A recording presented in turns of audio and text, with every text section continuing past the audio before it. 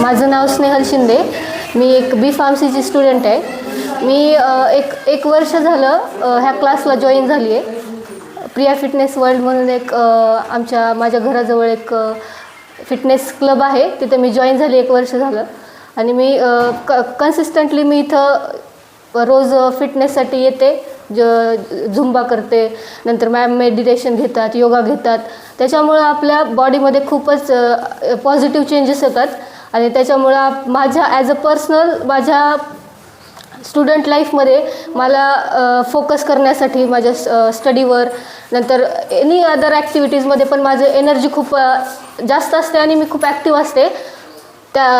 म्हणजे as compare to अगोदरच्या जेव्हा मी खूप म्हणजे अशी अनहेल्दी होते, माझं वजन जास्त होतं, त्याच्या कंपॅरिझनमध्ये मला आत्ता खूप हलकं वाटतं. माझ्या बॉडीने पण एनर्जीने पण मी आणखी जास्त ॲक्टिव्ह असते अगोदरपेक्षा.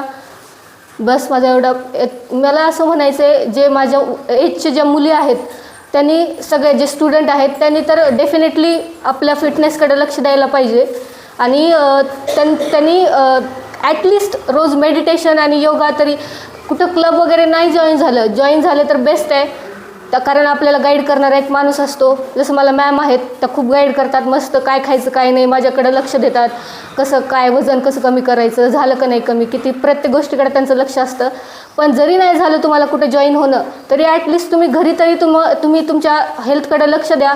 ॲटलिस्ट तुम्हाला कमीत कमी तुमच्या स्टुडंट लाईफमध्ये तरी त्याचा बेनिफिट नक्कीच होईल.